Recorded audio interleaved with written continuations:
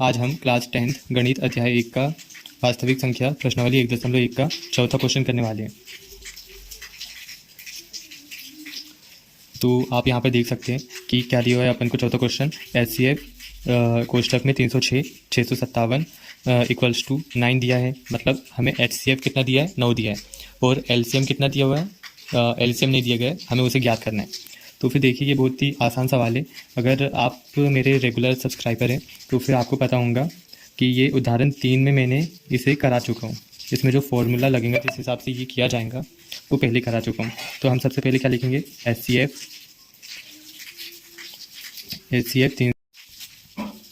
657 equals to 9 और LCM 306 657 equals to question mark. Okay, अब देखिए अभी हमें LCM निकालने के लिए क्या है, तो फिर LCM ना बहुत ही आसान तरीके से निकाल सकते हैं कि LCM लिखा अपन ने इक्वल्स टू किया, और ये जो दो संख्याएं दी गई है इन दोनों का ही ये क्या है, HCF है, और इन दोनों संख्याओं का ही LCM निकलेगा। तो फिर वो दो संख्या अपन ऊपर लिख देंगे 306 गुणित 657 करके, और नीचे क्या कर देंगे, HCF लिख देंगे।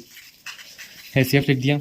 अब आगे क्या करना है, LCM इक्वल्स टू 306 गुणित 657 बटे में HCF का मान कितना है, 9 दिया हुआ है। ओके, अब आगे क्या करना है, LCM इक्वल्स टू इसे काटते हैं हम, 3 तिया 9, 3 एकम 3, 3 शून्य 3 और 3 दूनी 6। ओके, अब 3 को इधर काट देते, 3 एकम 3, 3 दूनी 6, 3 एकम 3 बचा 2 हो गया 27, 3 नाम 27, 102 गुणित 219। ओके, LCM बराबरी से कितना आ सकता है, देखिए ये 102 गुणित 219 है, तो फिर इसका आएगा 22,339। ये अपना LCM आ गया। तो फिर हम क्या लिख सकते हैं, अतः LCM कोष्टक में 306 657 इक्वल्स टू आएगा 22,339। यहाँ तक के हो चुका है। अब हम चौथा क्वेश्चन देखेंगे, अब हम पांचवा क्वेश्चन देखेंगे। देखिए यहाँ पर पांचवा क्वेश्चन क्या बोल रहा है, जांच कीजिए कि क्या किसी प्राकृत संख्या n के लिए 6 की घात n अंक 0 पर समाप्त हो सकती है। देखिए ये जो n है ये अपनी प्राकृत संख्या है, मतलब n की जगह पे हम क्या रख सकते हैं, n की जगह पे हम 1 2 3 4 5 6 ऐसा करके सभी प्राकृत संख्या लिख सकते हैं। मतलब ये 6 की घात जो n दिया हुआ है इसकी जगह हम कुछ भी संख्या रख के इसकी घात को कुछ भी बना सकते हैं। ठीक है, और आगे उसने क्या बोला है कि तुम कोई ऐसी प्राकृत संख्या रखो जिससे कि जब उसका सॉल्व करेंगे, मतलब 6 की घात अगर हमने 2 किया, मैं यहाँ पर बता देता हूँ, जैसे कि 6 की घात n है, यहाँ पर अगर हम 6 की घात 2 करते हैं तो फिर ये कितना हो जाएगा, 6 गुणित 6, ये इक्वल्स टू कितना आ जाएगा, 36। ओके, तो फिर जैसे कि ये 36 जो संख्या आई इसका लास्ट वाला जो अंक है ये अपन को 6 प्राप्त हुआ है, तो फिर उसने कहा है कि तुम ऐसा मान रखो n का कि जब तुम उसे सॉल्व करोगे तो फिर आखिरी वाला अंक 0 आना चाहिए, ऐसा कहता है वो। अगर आपने मेरे पहले वाले वीडियो देखे होंगे तो फिर आपको पता होगा कि ये उदाहरण 1 के जैसे ही सवाल है। तो फिर भी हम ज़रा इसे करके देखेंगे क्योंकि ये परीक्षा में आ सकता है। हल सबसे पहले क्या लिखें, n equals to 1 2 3 4 5 dash dash dash. Okay, अब 6 की घात n के लिए 6 की घात n के लिए हम क्या करेंगे, सबसे पहले 6 की घात n लिखा इक्वल्स टू 6 की घात n की जगह पे हम 1 रखते हैं, तो फिर ये कितना हो जाएगा, 6 ही रहेगा। अब 6 की घात n, ओके, 6 की घात n की जगह इस बार 2 रखेंगे तो ये कितना हो जाएगा, 6 गुणित 6, ये इतना हो गया। अब हम इसे कितना कर सकते हैं, ये हो गया अपना 36। अब 6 की घात n इक्वल्स टू 6 की घात हो जाए, अब हम 3 रखेंगे इक्वल्स टू 6 गुणित में 6 इक्वल्स टू ये कितना आ जाएगा, 216। ओके, अब 6 की घात n इक्वल्स टू 6 की घात अब हम 4 रखेंगे इक्वल्स टू 6 गुणित 6 गुणित 6 गुणित 6। अब ये कितना हो जाएगा, 6 6 36 6 6 36, और फिर 36 36 का गुणा करेंगे तो 1296। ओके, 1296। अब हम 6 की घात n बराबर से 6 की घात 5 रखेंगे। हमने 1 रखा, 2 रखा, 3 रखा, 4 रखा, फिर 5 रखा। अब हम 6 को 5 बार लिखेंगे, ये 3 ये 4 ये 5। ओके, अब देखिए ये इसे हमने 5 बार लिख दिया। अब इनका गुणा करेंगे तो हमारे पास आएगा 7776। अब देखिए यहाँ पर कि हमने अलग अलग n के मान रखे, तो फिर हमें क्या चाहिए था कि लास्ट वाला जो संख्या आएंगी उसका आखिरी वाला अंक कितना होना चाहिए, 0 होना चाहिए। लेकिन देखिए आखिरी वाला अंक कितना है, ये 6 है, इसका आखिरी वाला अंक 6 है, सबके आखिरी वाले अंक 6 प्राप्त हो रहा है, हमें शून्य चाहिए। तो फिर हम n का ऐसा क्या मान रखें कि हमें लास्ट वाला जो अंक है वो शून्य प्राप्त हो। तो फिर क्या ऐसी कोई स्थिति हो सकती है जिसमें हम n का मान रखें और हमें लास्ट वाला अंक 0 प्राप्त हो। तो फिर एक परिभाषा है जिसे आपको जानना चाहिए कि क्या था, किसी संख्या का अंतिम अंक शून्य पर समाप्त होने के लिए उस संख्या को 5 से विभाजित होना आवश्यक है तथा उसके गुणनखंड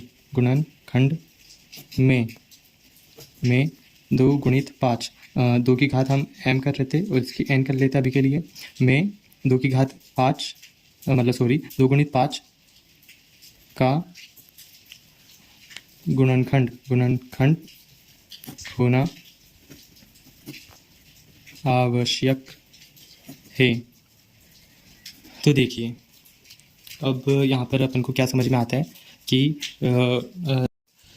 उन्होंने कहा है कि अगर किसी संख्या का अंतिम अंक शून्य चाहिए तो फिर वो जो संख्या दी रहेंगी वो संख्या 5 से पूरी तरीके से विभाजित होनी चाहिए और उस संख्या का जब गुणनखंड निकालेंगे उसमें 2 गुणित 5 होना चाहिए। तो फिर हम ज़रा इस परिभाषा को ज़रा देख लेते हैं कि ये सही है या गलत है। तो फिर आप बताइए कि ऐसी कौन कौन सी संख्या है जिसके अंतिम अंक शून्य होता है। तो आपके दिमाग में आ रहे होंगे 10, 20, 100 को मैं ऐसा लिख सकता हूँ, बिल्कुल लिख सकता हूँ। अब देखिए ये जो 10 है, 10 5 से पूरी तरह विभाजित हो रहा है क्या, बिल्कुल हो रहा है। 2 पंचे 10 करके, मतलब 5 दूनी 10 करके, ऐसा कुछ भी बोल सकते हैं। और ये 5 चौक 20 हो रहा है, तो फिर ये पूरा कट जा रहा है, 100 भी कटेगा। तो फिर अब ये जो 5 से विभाजित होने वाली बात है वो एकदम सही है। अब आगे क्या बोला है तथा करके कि उसके गुणनखंड में 2 गुणित 5 होना आवश्यक है। तो फिर ये 10 के गुणनखंड जब हम निकालेंगे तो इसमें हमें 2 गुणित 5 देखेंगे जरूर। देखिए 10 को हम कैसे लिख सकते हैं, इसका गुणनखंड कैसा रहता है, 2 गुणित 5 क्या आ जाएगा, 10 आ जाएगा, बिल्कुल सही। और 20 को भी हम कैसा लिख सकते हैं, 2 गुणित 5 करके, ये 20 आएगा। और 100 को भी कैसा लिख सकते हैं, 2 गुणित 5 गुणित 5 इक्वल्स टू 100। ये देखिए इसमें भी 2 गुणित 5 का जोड़ बना, इसमें भी 2 गुणित 5 का, इसमें भी 2 गुणित 5 का, मतलब ये बात एकदम सही है। लेकिन अगर हम ये 6 की घात n के लिए देखें तो फिर ये जो 6 संख्या है वो 5 से विभाजित नहीं होने वाली है, क्योंकि जब हम 5 का पहाड़ा एक बार पढ़ते हैं तो 5 आएगा, लेकिन शेष 1 बच जाएगा। फिर वो एक जो संख्या अगर हम उसे काटने जाएंगे तो वो दशमलव में निकल जाएंगी, पूरी तरीके से नहीं कटेंगी। तो फिर ये 5 वाली बात तो इसके लिए सही बैठ नहीं रही। दूसरी बात क्या बोल रहा है कि 2 गुणित 5 का जोड़ा बनना चाहिए। तो फिर यहाँ पर देखिए, यहाँ पर इसके लिए देख लेते हैं, इसमें ज़्यादा अच्छा समझ में आ जाएगा कि ये जो मतलब गुणनखंड निकला है 6 गुणित 6 का, इसमें क्या 2 गुणित 5 का जोड़ा बन सकता है अगर हम इसे और तोड़े तो। देखिए 6 को हम कैसे तोड़ सकते हैं, 2 गुणित 3, 2 तिया 6 हो गया, गुणित करके 2 गुणित 3। देखिए इसमें 2 तो हमें मिल रहा है, लेकिन 5 की जगह पे अपन को क्या मिल रहा है, 3, मतलब 2 गुणित 5 नहीं मिल रहा है। तो हम साफ साफ अब लास्ट में कह सकते हैं कि ऐसी कोई संख्या नहीं है जिसका n का मान रखने पर 6 की घात n अंक शून्य पर समाप्त होता हो। तो फिर हम लास्ट में लिख देते हैं ऐसा, अतः n का ऐसा कोई मान नहीं है जिसके लिए 6 की घात n अंक शून्य पर समाप्त होता हो।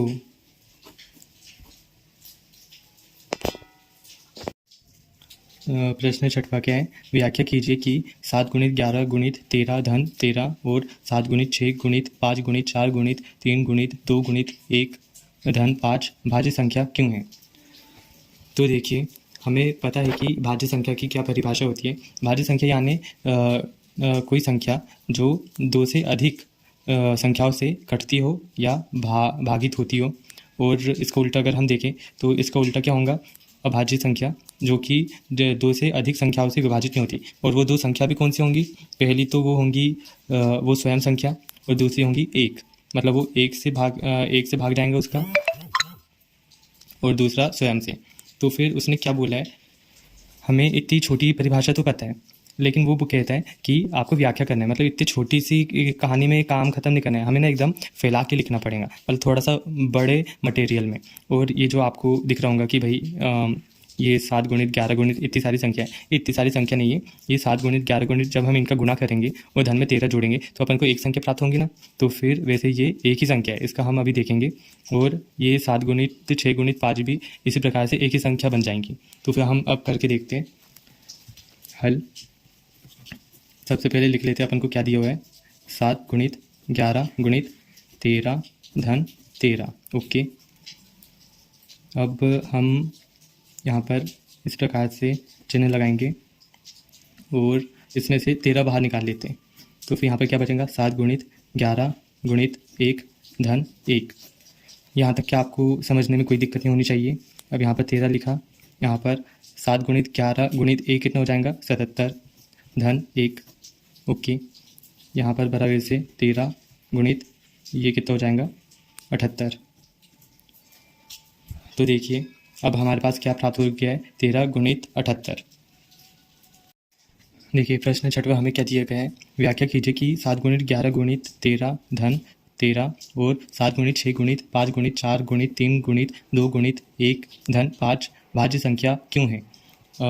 सबसे पहले मैं ये क्लियर कर दूं कि ये जो संख्या अपन को दी गई है, ये जो संख्या है ये एक ही संख्या है, क्योंकि जब हम इनका गुणा करेंगे 7 का 11 में, 11 का 13 में, और इसमें धन 13 जोड़ेंगे तो हमें एक संख्या प्राप्त होंगी। तो हम इन दोनों को ना एक ही संख्या से बोला करेंगे। और देखिए हमें पता है कि भाज्य संख्या क्या होती है। भाज्य संख्या यानी कैसे कह सकते हैं हम, मतलब भाज्य संख्या यानी 2 से अधिक संख्याओं से उसमें भाग चले जाए। जैसे कि हम यहाँ पर रफ कार्य करते हैं, हम 6 लेंगे, ठीक है, 6 एक तो 6 से कट सकता है, और एक तो 1 से तो कटेंगे ही कटेगा, 2 से भी कटेगा और 3 से भी, मतलब 2 से अधिक संख्याओं से ये कट रहा है। कैसे कट रहा है, जैसे कि यहाँ पर 6 लिया, ये 6 कम 6 हो जाएगा। ओके, ये 1 से किस प्रकार कटेगा, 1 से अपन 1 से तो इसे कितना 6 ही लिखेंगे ऐसे नॉर्मल तरीके से, और 6 के नीचे अगर हम 2 लिखें तो फिर ये 3 बार कटेगा, और 6 के बटे में अगर हम 3 लिखेंगे तो फिर ये 2 बार कटेगा। इस प्रकार ये अलग अलग संख्याओं से भाजित हो जाता है। और अगर हम इसके उल्टा देखें, अभाज्य संख्या क्या होती है, अभाज्य संख्या यानी हम 2 को ले सकते, 3 को ले सकते। ये जो संख्याएँ रहती है वो एक तो स्वयं से पूरी तरीके से भाजित होती है, या फिर 1 से, मतलब हम 2 के बटे में 1 लिख सकते हैं, तो फिर ये पूर्ण रूप से 3 कहलाएगा, ये पूर्ण रूप से 2 कहलाएगा। तो फिर अभाज्य संख्या क्या हो गई, जिसमें 2 संख्या से अधिक से भाग ना जाता हूँ, या तो स्वयं से जाएगा या फिर 1 से जाएगा। तो फिर ये बात मैंने आपको क्यों बताई, क्योंकि हम इतना छोटा सा एक्सप्लेनेशन जानते हैं भाज्य संख्याओं का, और वो यही पूछ रहा है कि भाज्य संख्या क्यों है, हम इतना छोटा नहीं लिख सकते। क्यों, क्योंकि यहाँ पर उन्होंने कहा है कि व्याख्या कीजिए। व्याख्या यानी तुम छोटी सी परिभाषा से काम मत चलाओ, उसे थोड़ा सा फैला के बताओ। तो फिर ठीक है, हम ये कर लेंगे। हम सबसे पहले लिखते हैं 7 गुणित 11 गुणित 13 धन 13। ओके, अब हम आगे लिखते हैं, हम इसमें से 13 बाहर निकाल लेते, 13, तो फिर अंदर क्या बचेगा, 7 गुणित 11 गुणित 1 धन 1। यहाँ पर अगर आपका बेसिक क्लियर है तो आपको पता होगा कि मैंने क्या किया है। फिर भी अगर आपको समझ में ना आए तो फिर एक बार कमेंट बॉक्स में लिख दीजिएगा, मैं समझा दूंगा। तो फिर यहाँ पर 13 लिख लेते हैं, 7 गुणित 11 गुणित 1 कितना हो जाएगा, 77 हो जाएगा धन 1। ओके, अब इक्वल्स टू 13, ये 77 धन 1 कितना हो गया, 78 गुणित 78। ओके, तो फिर अब देखिए 13 गुणित 78 कितना हो जाएगा, 1014। ठीक है, अब हमें क्या करना है कि हमें ना इनके बहुत सारे गुणनखंड निकालने, ताकि हम बता सकें कि ये जो 1014 जो संख्या हमें मिली है वो 2 से अधिक संख्याओं से विभाजित होती है। तो फिर हम इतनी जगह पे और रफ कार्य करेंगे। यहाँ पर 1014 लिख लिया। ओके, तो अब हम इसमें 2 से भाग देंगे, 2 पंचे 10। ओके, ये एक छोटा हो गया इसलिए हम इसे 14 के साथ लेंगे।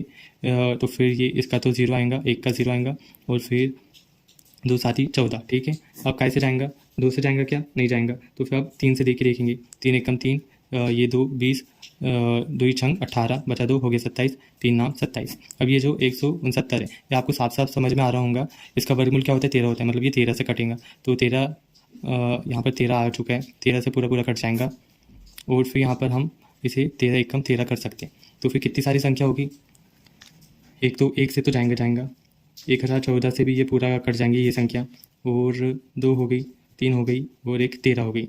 तो फिर हमने इतने सारे ऑप्शन दे दिए। अब हम लिख सकते हैं, अतः हमें याली संख्या नहीं लिखनी है, याली लिखनी है, ज़्यादा अच्छा लगेगा। 7 गुणित 11 गुणित 13 धन 13 संख्या भाज्य संख्या है, भाज्य संख्या है क्योंकि यह 1014, 2, 3 और 13 से भाज्य होती है। और दूसरा क्या था, हम दूसरा भी जल्दी से कर लेते हैं। दूसरा है अपन को दिया हुआ 7 गुणित 6 गुणित 5 गुणित 4 गुणित 3 गुणित 2 गुणित 1 धन 5। ओके, अब हम इसमें से क्या निकाल सकते हैं कॉमन, देखिए यहाँ पर 5 है और यहाँ पर भी 5 है तो हम 5 निकाल सकते हैं। 7 गुणित 6 गुणित 4 गुणित, हमने 5 इसलिए नहीं लिखा, 5 तो बाहर है। ठीक है, उसकी जगह पे हम यहाँ पर बाजू में ना 1 लिख देते हैं। ठीक है, 3 गुणित 2 गुणित 1 धन, ये भी 5 निकल गया, इसकी जगह पे हम 1 लिख देते हैं। ओके, अब देखिए 5, अगर हम इन सब का गुणा करें, 7 का 6, 4, 3, 2, 1, तो फिर हमारे पास क्या आ जाएगा, हमारे पास आ सकता है 1009 धन 1। अगर हम ये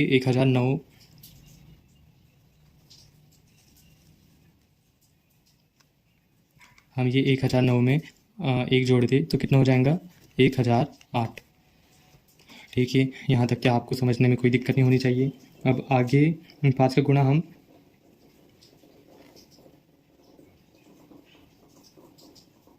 एक मिनट, ये इनका गुणा करके 1008 आएगा और फिर धन में 1, ये 9 है। ओके, इसे और अच्छे से लिख देता हूँ, 5 गुणित 1009। ओके, अब हम इनका गुणा करेंगे तो फिर हमारे पास आएगा 5045। ओके, अब हम इनका भी थोड़ा रफ कार्य करके इनके गुणनखंड निकाल लेंगे। इनका गुणनखंड निकालेंगे हम ज़रा, तो फिर हम ना यहाँ पर 2 संख्याएं ले लेते हैं। हम यहाँ पर 2 संख्याएं ले लेते हैं और 5 से विभाजित करने का प्रयास करते हैं। ये 2 संख्या लेंगे तो फिर इसका कितना आ जाएगा, 25 आ जाएगा। ओके, और ये 5, ये 4 5 से छोटा है तो फिर हम उसका 0 लिखेंगे और इन दोनों को भाजित करने का प्रयास करेंगे तो हमारे पास आ जाएगा 9। अब ये 5 से तो विभाजित होता नहीं है तो फिर इसे हम 13 से करेंगे, तो फिर 13 से विभाजित करने पे अपने पास कितना आ जाएगा, 193। ओके, 193, और ये जो 193 वो स्वयं से ही विभाजित होंगी, तो फिर हम 193 एकम 193 लिख लेते हैं। अब देखिए यहाँ पर, अब हमने इस संख्या के कितने सारे विभाजक ढूंढ लिए, मतलब कितनी सारी संख्याओं से कट रही है। एक तो 1 से कटेंगी और एक तो स्वयं से कटेंगी और 5 से भी कट रही है, 13 से भी और 193 से भी। तो हम लिख सकते हैं अतः 7 गुणित 6 गुणित 5 गुणित 4 गुणित 3 गुणित 2 गुणित 1 धन 5 संख्या भाज्य संख्या है क्योंकि यह 1 5045 5 13 193 से भाजित या भाज्य होती है। ओके, देखिए यहाँ पर ये प्रश्न क्या बोल रहा है, किसी खेल के मैदान के चारों ओर एक वृत्ताकार पथ है। इस मैदान का एक चक्कर लगाने में सोनिया को 18 मिनट लगते, जबकि इसी मैदान का एक चक्कर लगाने में रवि को 12 मिनट लगते। मान लीजिए कि वे दोनों एक ही स्थान और एक ही समय पर चलना प्रारंभ करके एक ही दिशा में चलते हैं, कितने समय बाद वे पुनः प्रारंभिक स्थान पर मिलेंगे। देखिए ये क्वेश्चन जितना बड़ा और थोड़ा लेंथी टाइप का लग रहा है, ऐसा कुछ नहीं है, ये उतना ही मज़ेदार है और उतना ही छोटा सा है। आप इसका प्रैक्टिकल ज़रा अपने दोस्तों के साथ भी कर सकते हैं। मैं आपको लास्ट में ज़रा इसका थोड़ा सा बता देता हूँ कि ये कैसा है। ये एक वृत्ताकार पथ बोला है उन्होंने, मेरा थोड़ा बना नहीं उतना अच्छे से। तो उन्होंने क्या कहा है कि एक सोनिया नाम की लड़की है, एक सोनिया नाम की लड़की है, वो इस वृत्ताकार पथ का चक्कर लगाने में कितना मिनट लगाती है? 18 मिनट लगाती है। सोनिया कितना? 18 मिनट। और दूसरा नाम क्या बोला था? रवि। रवि इस वृत्ताकार पथ का चक्कर लगाने में कितने? 12 मिनट लगाता है। ओके, तो फिर आगे प्रश्न में क्या बोला था कि वो एक ही स्थान, मतलब याले स्थान ले लो, एक ही स्थान एक ही समय, मतलब स्टॉप वॉच आपने देखे होंगे, उसमें कैसा 0 समय होता है। तो फिर इतना समय पे ये दोनों को हम चलना स्टार्ट करने का बोलेंगे। मैं थोड़ी सी ड्राइंग भी बना देता हूँ। तो फिर ये उसी समय पर एक ही दिशा, मतलब इस दिशा, मतलब ऐसा नहीं कि भैया ये इधर जा रही है सोनिया, रोहन इधर से घूम रहा है, नहीं, ये दोनों एक ही दिशा में चलना प्रारंभ करेंगे। अब जैसे कि रोहन की स्पीड ज़्यादा है, तो फिर रोहन का अगर 5 मिनट पर हम ज़रा इनका एनालाइज करें, 5 मिनट पर, तो फिर रोहन यहाँ पर पहुँच जाएगा। और जैसे कि सोनिया को 18 मिनट लग रहे थे, तो फिर वो तो पीछे रहेंगी, है ना, सोनिया यहाँ पर रहेंगी, रोहन यहाँ पर रहेगा। तो वैसे ही ये दोनों क्या बोला था, एक ही दिशा में चलना प्रारंभ करते जाते हैं। मान लीजिए कि वे दोनों इसके स्थान पर कितने समय बाद वह पुनः प्रारंभिक स्थान पर मिलेंगे। मतलब ये इनकी स्थिति बिगड़ चुकी है, मतलब ये पीछे होगी सोनिया, ये रोहन आगे हो गया और उन्होंने यहाँ से चलना प्रारंभ किया था। तो फिर भैया जी रोहन तो ऐसा घूम के इस स्थान पे जल्दी आ जाएगा, मतलब 12 मिनट में आ जाएगा। ओके, और मतलब रोहन पहले आ जाएगा और फिर उसके बाद में 18 मिनट बाद सोनिया यहाँ पर जाएंगी। ठीक है, 18 मिनट बाद सोनिया यहाँ पर आएंगी और जब 18 मिनट पर सोनिया यहाँ पर आएंगी तो फिर रोहन की तो स्पीड ज़्यादा है, वो तो एक और चक्कर लगाने के लिए आगे बढ़ गया होगा और फिर से रोहन यहाँ पर और फिर सोनिया यहाँ पर, तो फिर ऐसे ऐसे चक्कर लगाते जाएंगे। तो फिर वो पूछ रहा है प्रश्न कि कोई एक ऐसी स्थिति तो होंगी भाई कि भाई जब वो उनकी स्थिति, मतलब उनकी जो स्पीड है वो दोनों एक ही लेवल पे आ जाए, एक ही लेवल पे, है ना, ये यहाँ पर आ जाए, रोहन की स्पीड भी उतनी मतलब और सोनिया की भी, और वो दोनों इसी स्पीड, मतलब एक साथ इस बिंदु पे कितने मिनट बाद पहुँचेंगे। मतलब देखिए यहाँ पर 12 मिनट और 18 मिनट में पहुँचे, यहाँ पर थोड़ा 5 मिनट में यहाँ तक के पहुँचे। यहाँ पर मान लेते कि यहाँ पर हम मान लेते रोहन याले बिंदु पर 25 मिनट पे पहुँचा और सोनिया इस बिंदु पर कितना बोल सकते हैं 17 मिनट पे पहुँची। तो फिर ऐसे ही इनकी स्पीड सेम हो गई, फिर ये ऐसे ऐसे यहाँ पर ऐसे पहुँचे। तो फिर इस बिंदु पे जब पहुँचेंगे वो, तो फिर उन्हें कितने मिनट हो जाएंगे, मतलब यहाँ पर हो जाएंगे, मैं बता देता हूँ, 36 मिनट। 36 मिनट पर वो यहाँ पर पहुँचेंगे, मतलब दोनों साथ में। पहले क्या हो रहा था, पहले रोहन पहुँच जा रहा था, सोनिया पीछे पीछे आ रही थी, लेकिन नहीं, ये दोनों की स्पीड सेम हो जाएंगी। एक समय के बाद वो 3-4 चक्कर लगा लेंगे ना, तो फिर उनकी ना एक स्थिति ऐसी आएंगी कि उनकी स्पीड एकदम सेम हो जाएंगी और वो दोनों साथ साथ में इस बिंदु पर आएंगे और उस वक्त जो समय हो रहा होगा वो हो रहा होगा 36 मिनट। अब ज़रा हम देखते हैं कि मैथ्स इतना पावरफुल है कि उन्होंने यही बता दिया कि भैया 36 मिनट बाद उनकी स्थिति सेम होंगी। तो फिर अब हम इसे सॉल्व करके देखेंगे। अभी तो हम ज़रा थ्योरी रूप में कर रहे हैं, अगर आपको ये करना हो तो फिर अपने दोस्तों के साथ भी करके देखिएगा, बहुत मज़ा आने वाला है हल। तो फिर क्या बोला उन्होंने, सोनिया एक चक्कर लगाने में लगा समय कितना हो जाएगा, 18 मिनट, 18 ही थे ना, हाँ 18 मिनट है। रवि को एक चक्कर लगाने में लगा समय कितना हो जाएगा, 12 मिनट लग रहा था उसे। ओके, यहाँ तक कि आपको समझने में कोई दिक्कत नहीं होनी चाहिए। तो फिर आगे हम किस प्रकार से ये पता करेंगे, तो फिर जैसे कि हम वास्तविक संख्या पढ़ रहे हैं और उसमें HCF LCM, तो फिर ना इसमें इस सूत्र का प्रयोग होगा, मतलब LCM निकालेंगे हम। वो LCM ही ऐसी चीज़ है जो उनकी स्थिति बता देंगी, मतलब इसका आंसर दे देंगी कितने समय बाद वे पुनः प्रारंभ स्थान पर मिलेंगे। तो फिर देखिए हम एलसीएम निकालेंगे 18 और 12 का। उसके लिए एलसीएम निकालने के लिए हमें क्या चाहिए होता है, एलसीएम निकालने के लिए हमें पहले उनके अभाज्य गुणनखंड निकालने पड़ते हैं। 18 का निकालेंगे हम और 12 का निकालेंगे। इसका 2 से काटेंगे इस संख्या को, 2 ही नाम 18, बहुत बढ़िया। 3 से 3 तिया 9, 3 एकम 3, ये 2 छंग 12, 2 तिया 6 और ये 3 एकम 3। तो फिर यहाँ तक कि हमने इनके क्या गुणनखंड निकाल चुके। अब इसे अच्छी तरीके से लिखेंगे।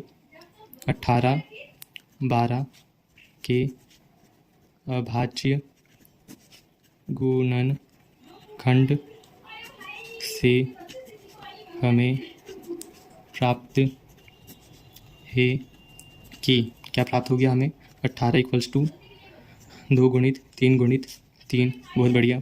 और 12 का 2 गुणित 2 गुणित 3। तो फिर देखिए यहाँ पर हम इसे और अच्छे से कैसे लिख सकते हैं, 2 गुणित 3 की घात 2, ओके। 12 = 2 की घात 2 गुणित 3। अब जैसा कि मैंने कहा था कि हमें क्या निकालना है, एलसीएम निकालना है। तो एलसीएम का क्या नियम रहता है कि हमें गुणनखंडों में सबसे बड़ी घात वाली संख्या लेनी है और गुणनखंडों की सभी एक संख्या को एक बार तो लेना ही लेना है। मतलब गुणनखंडों में अगर 7 है, 6 है, 5 है, तो मतलब डबल बार है, तो फिर हमें एक सिंगल बार लेना है। तो फिर जैसे कि यहाँ पर भी 2 डबल बार है, यहाँ पर 3, तो हम 2 और 3 को एक बार तो लेंगे। और किस प्रकार लेंगे, बड़ी बड़ी घात वाली संख्या को लेंगे। तो इसमें क्या है, 3 की घात 2 गुणित 2 की घात 2। अब इसे हम और अच्छे से सॉल्व करेंगे तो क्या आ जाएगा, 3 तिया 9 गुणित ये आ जाएगा अपना 4, और ये 9 चौक कितना होता है, 36। तो फिर क्या अपना आंसर आ चुका है। बस अब हमें एक लाइन लिखनी है, अतः सोनिया और रवि पुनः प्रारंभिक स्थान पर 36 मिनट बाद मिलेंगे। बहुत बहुत धन्यवाद आपका।